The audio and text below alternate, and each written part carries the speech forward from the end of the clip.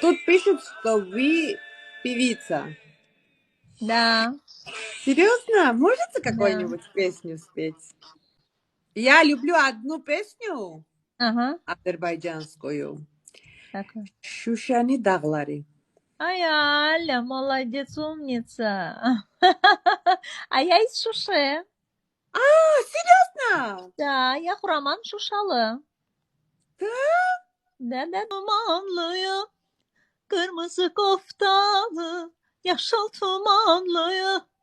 Derdinden ölmeye çoktur gümanı.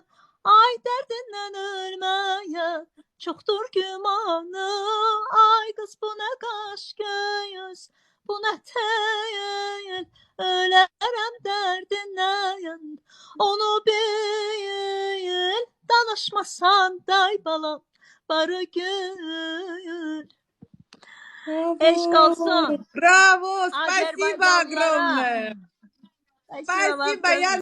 Saçın ucun hörmezler, gülü sulu dermezler sarı gelin.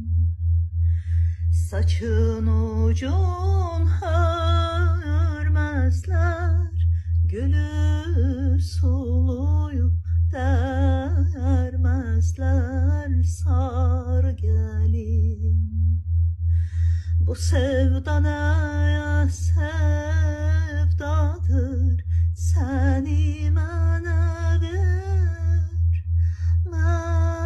vermezler.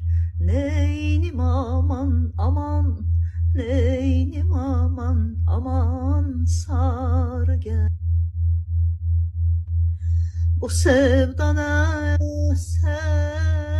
sevdadır, seni mənə vermezler. Neynim aman aman, neynim aman aman sarı gelin.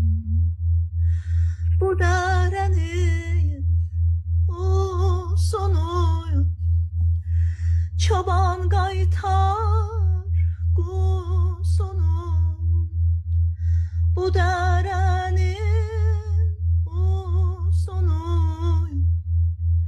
çoban kaytar kuzunu. Ne ola bir gün gören nazlı yarımın yüzünü. Neynim aman aman, neynim aman aman sarı gelin.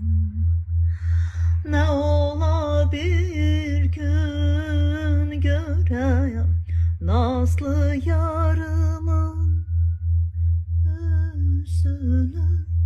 Neynim aman aman, neynim aman aman sarı gelin. Neynim aman aman sarı gelin. Sarı gelin, sarı gelin. Браво!